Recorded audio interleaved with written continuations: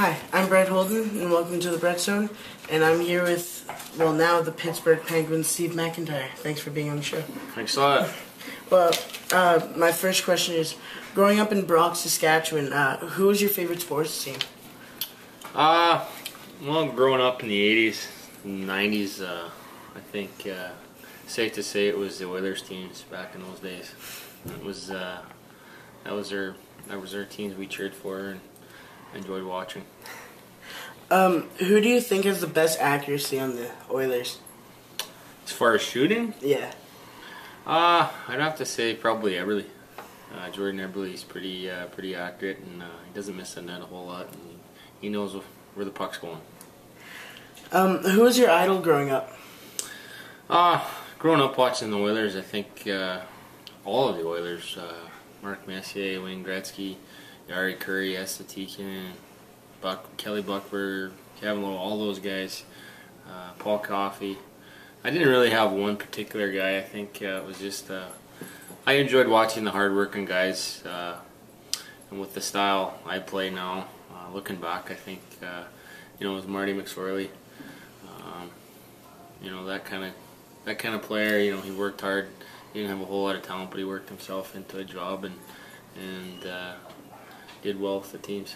Where's his number? You were his old number Yeah, too? that's right. What other sports did you play growing up? I played baseball when I was a kid. Baseball and hockey were pretty much it, and then there wasn't a whole lot other things to do other than that with the small community that we had. So we made do. Who was your dream team to be drafted by? I didn't get drafted. I think any team that you have an opportunity to get drafted by would have been a dream come true. But as it was, I didn't get drafted, and I just kept on working and got a great opportunity ahead of me right now. Who's the most famous person you've met? You know what? I met Goldie Hawn and Kurt Russell here last year. It was pretty cool. I actually went up and shook hands. I went up to Kurt Russell and I said, "Hey, I'm a big fan of Tombstone," and I went up to him, stuck my hand out, and I said, "Hey, I'd like to shake Marshall Wyatt Earp's hand." So that was pretty cool. And then after that, that was the icebreaker. I sat and talked to them for probably, I don't know, half hour. Wow. 45 minutes just talking, so that was pretty cool. So is he your favorite actor? Yeah, I'd say right now he's he's made some good movies. I'm a big John Wayne fan, so but anyway. How many times since your fight with Racist Evenings, how many times have you knocked somebody out? Since then? In your career, or I don't know. I'm not 100% sure.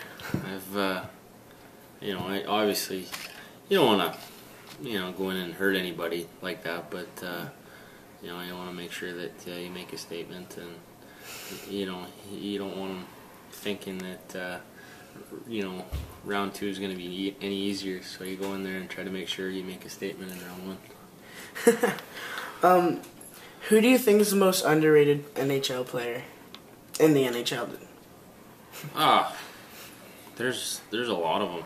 I think we were just talking about that the other day, about how skilled some of the guys are that aren't in a skilled situation where they can go out and night in, night out, play on the first couple lines and show their skill.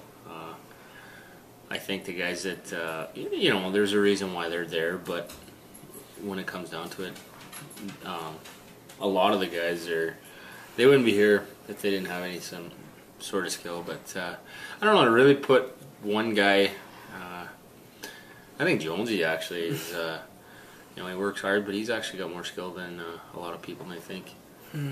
Yeah, he definitely showed it last season. Yeah.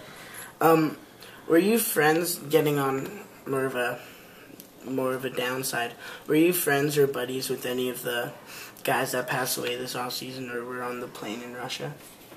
Yeah, actually, I didn't know Derek that well, but he was from Saskatchewan. I've said hello to him. Going from the rink, and we played junior against each other a little bit, and then Wade Belak, I actually played with him. I actually grew up watching him in Saskatoon, and he kind of was one of the players that I really kind of paid attention to. He was another reason why I wore 33. He wore it in Saskatoon. I always followed his career wherever he went. He's from 2 hours just straight north of me, from North Battleford, so he's probably the closest home.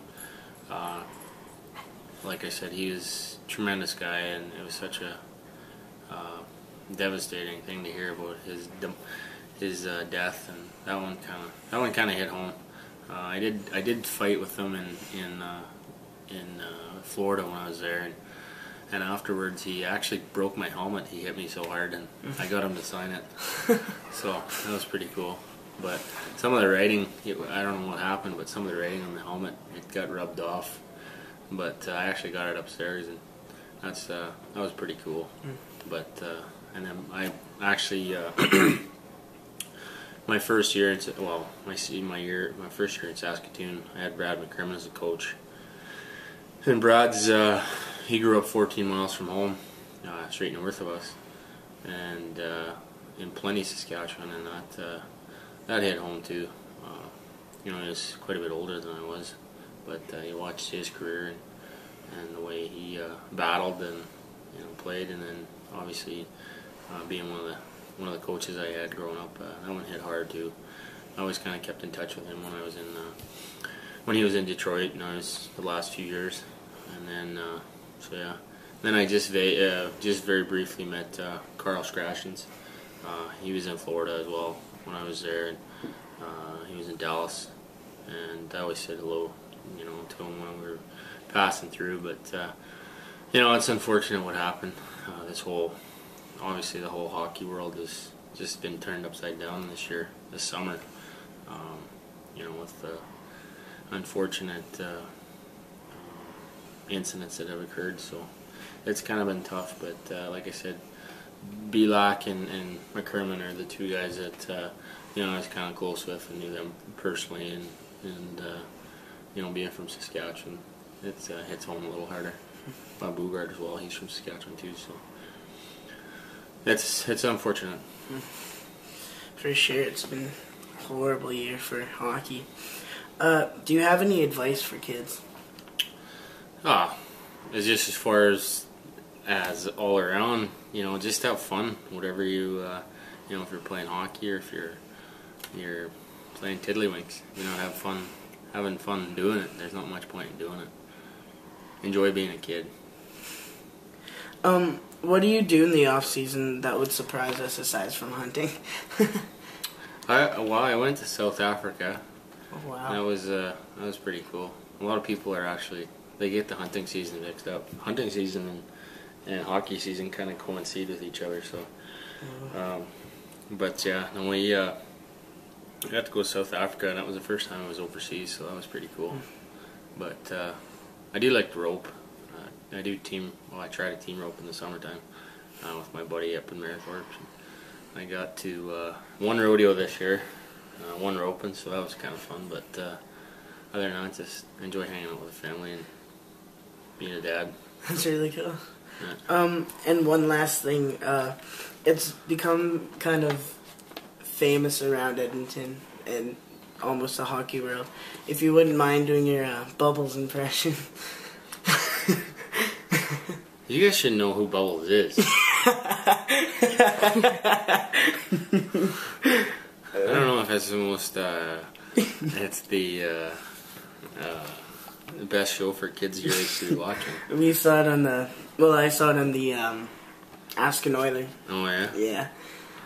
Well, you'll have to tune into that again. Anyway, I'll pass on that one. All right. So thank you for doing this. No problem. Thanks a lot.